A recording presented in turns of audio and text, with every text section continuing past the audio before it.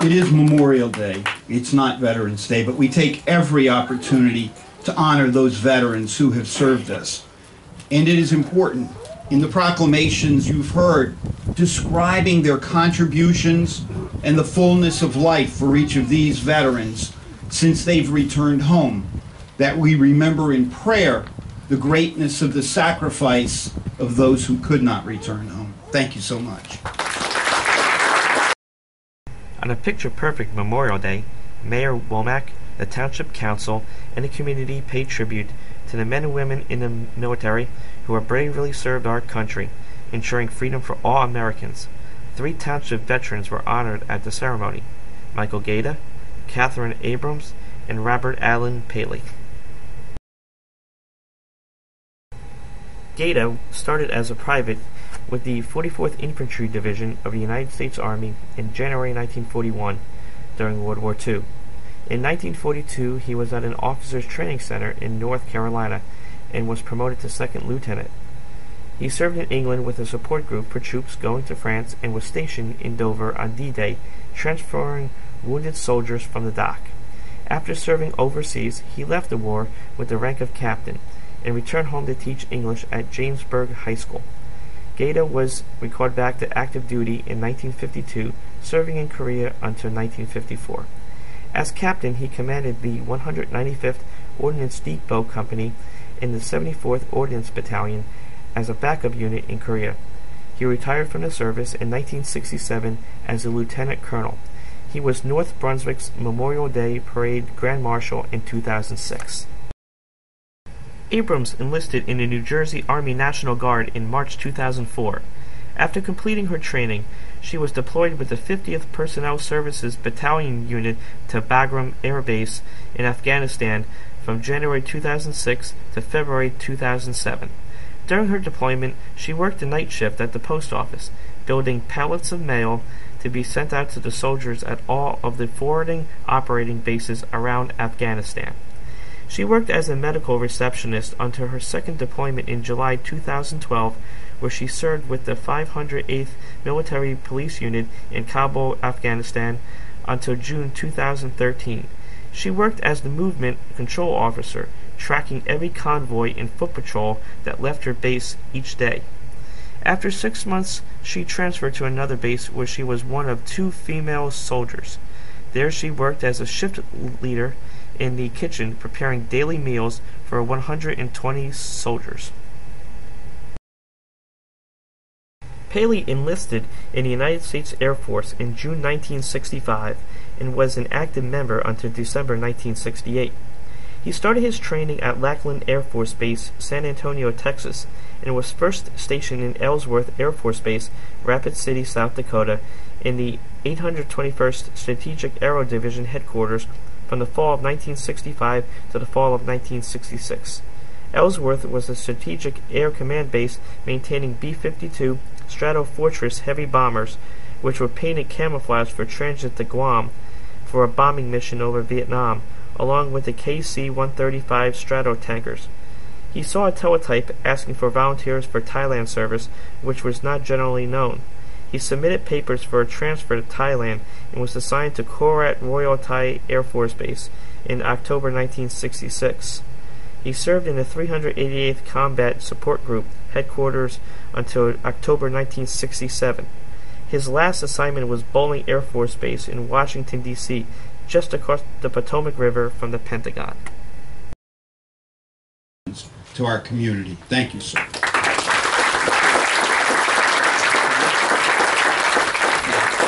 Thank you, Mayor Womack, and I'd like to also thank Luann Benson and her staff and the others for all the work they do behind the scenes.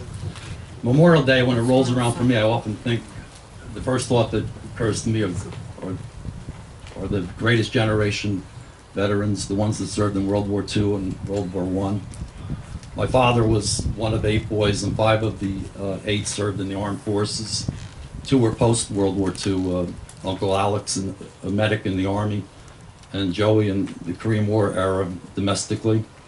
But 3 of the brothers, my father George was in the Army Air Force and CVI, China, Burma, India Theater during World War II, and also he served the nearby Seeger where he was one of the first radar operators detecting German planes and submarines coming into Raritan Bay. And Uncle Ernie served in General George S. Patton's Third Army in Germany. And he related a story to me about how he lost many men in Kassel, Germany, in a battle. And one interesting point he told me just before he died, that him and his friends were on the way to Japan for the possible invasion of Japan after Germany surrendered in World War II. And on the way, they heard about the atomic bombings, which was a tragedy, Hiroshima and Nagasaki. But he felt relief that he turned around and they were able to come back home rather than lose tens of thousands of more men. And Uncle Petey at the same time was in the Philippines in the Navy. So I think often of the greatest generation, my brother George, who served in Vietnam in the Army, about the same time I was stationed in Thailand. And my wife's father, Bill Cowan, served in the Army at Camp Kilmer during World War II. And her mother also was in the WAAC during World War II a short time. And my mother-in-law's father, Valentine Erzen, was an Army veteran of World War I, born in Austria. So thank you again for this day. It's very meaningful.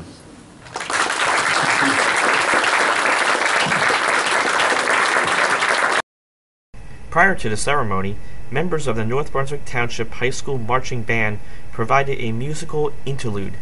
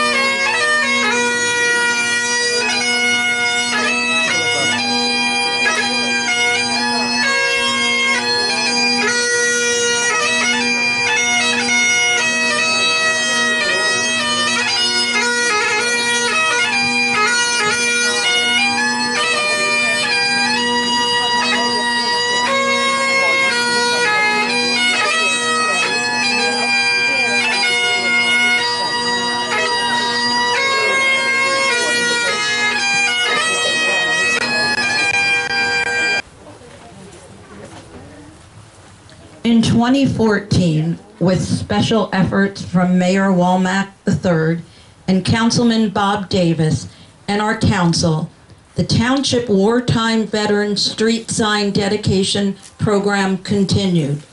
The program is to recognize wartime veterans who have served our country by adding their name on a secondary street sign to an existing municipal road. We hope to promote public awareness of the individual and show our township's appreciation for their outstanding contributions to our country by adding their name to a township street in respect of their service. Good morning. Thank you all so much for being out here on this very important day. Thank you especially to our honorees who are here today, who have done so much for all of us and for all Americans, and for which we are so very grateful. Thank you very much. Here we are, a community in America, and it's wonderful to see our volunteers and people who make our community the place that it is out here today. From the members of the band, thank you so much for being here. The Youth Council, our First Aid Rescue Squad, members of the fire department that are here, members of the council, thank you. It's wonderful to be a part of an American community. And this particular community, because I'm the mayor, but it makes me very, very proud, I must say. And you can only wonder on Memorial Day, when Father John and others of you know much more about religion than I do, I don't know whether when we're gone we can look down, see what's happening down here on earth. But if you can, I can only hope that the people who've given their lives for us, for our country, can look down at a community like ours and be proud. Be proud that we're here in a park, free, for the community, for the people, that those men and women who died in our Civil War can be proud that here we are, a society still working, but open for everyone, that those who died in World War I, World War II, can be proud to look down and see the prosperity and the greatness that they brought to our country, that's given us the kind of lives that we have, for which we should be eternally grateful. That those who fought in Korea, in Vietnam, and died there can look down and be proud that as we sit here today, we don't worry about communism and other great worldwide threats that might destroy our way of life, and that those who have died in the more recent wars, Grenada, Afghanistan, Iraq, can look down and know that we sit here safe and free because of them. And when you put all those things together and you realize how much we owe those who've given their lives, it makes today such an important day. Makes you such important members of our communities for being here. Makes our honorees so very important for what they've done and the risks they've taken. Today we're joined by someone who's going to give us a few words, someone important. I'm glad that he can be here. Philip Murphy was appointed by our president to be the United States ambassador to Germany. The ambassador to Germany serves in a place which is critical to our military efforts. He's a man who's critical to those who are in service, not only in Europe, but in the Middle East and beyond. So it's an honor today to introduce a New Jersey resident and our former United States ambassador to Germany, Philip Murphy.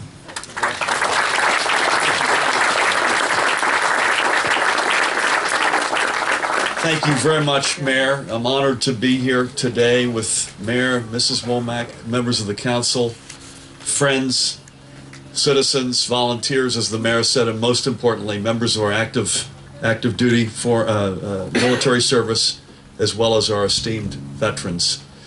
The mayor and I were walking in the back, and he made a comment which really struck me.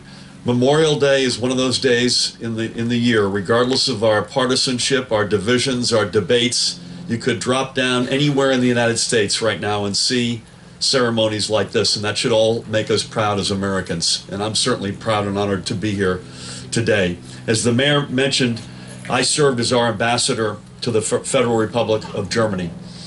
And you will be surprised that during the Cold War, we had a massive deployment of troops in Germany, because Germany, Berlin itself and Germany as a country were divided.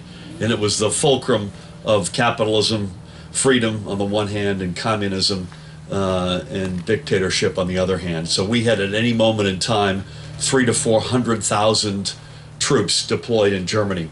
Since the end of World War II, close to 17 million American members of our armed services, as well as their families, have lived in Germany. We used to call it the ultimate exchange program.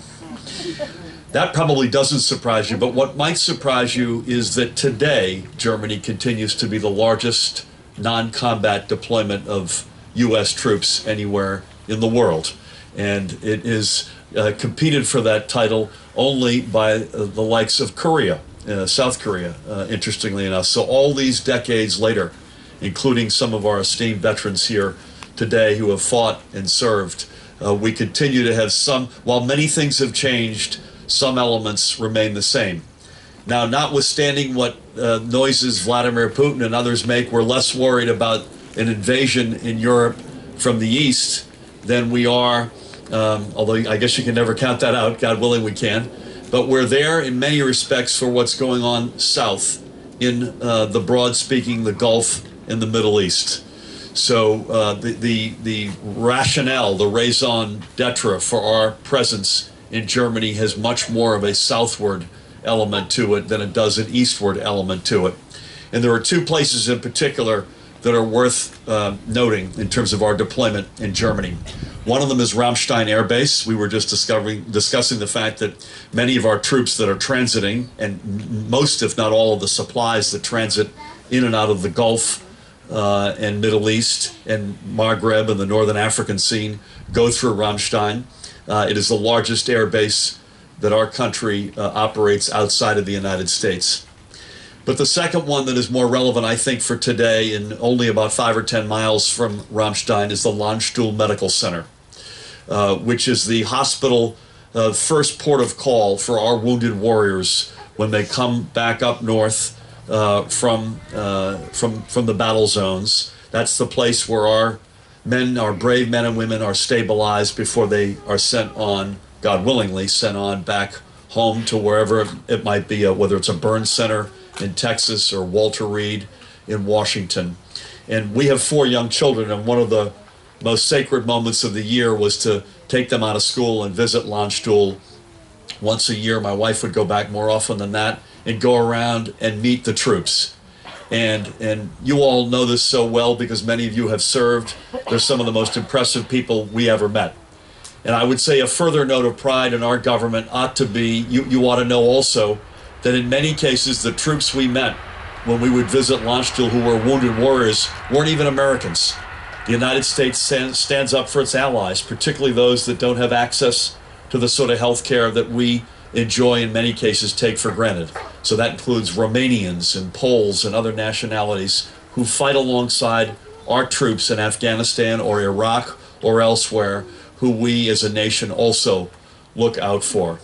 I conclude with 3 observations. Number 1, since the abolition of mandatory service, military service in our country, the burden is shared by too few Americans. So services and ceremonies like this where we can all engage deeply with those who bear the burden of defense of liberty and defense of our country are crucially important. And may it only not just be on May 25th, 2015, but may we each take a little bit of that with us in every day of the year. The second observation is it ought to be, I think, and I think we all would agree with this, priority number 1, to take care of our veterans in whatever way we need to when they return.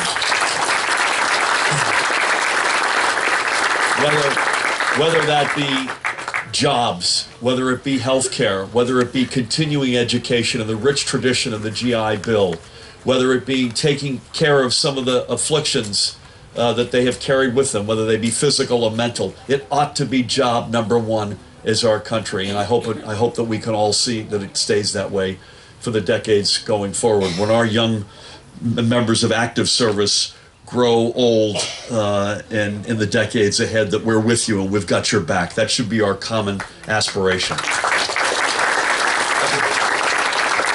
And thirdly and finally, when you see members of our military, you just know without asking that standing behind them are members of their family. Whether it's their mom and dad and brothers and sisters, or whether it's their husbands or wives and their children, the members of our families who serve in our military, whether they be active or veterans, need to be treated with the same level of respect and honor and care that our members of our military receive from us. Thank you all, and God bless you, and God bless America.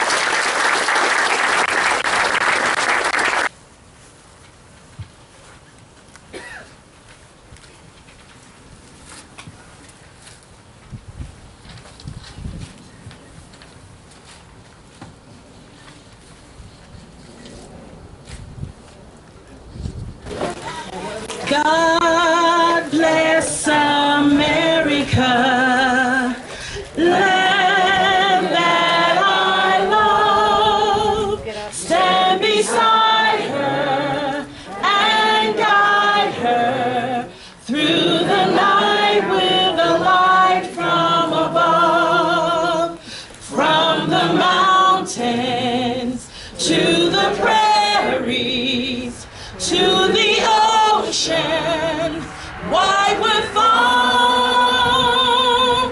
God bless America, my home, sweet home.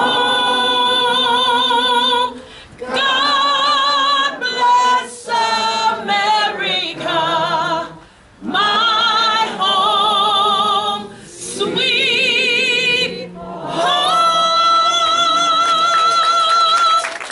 Good job, everyone.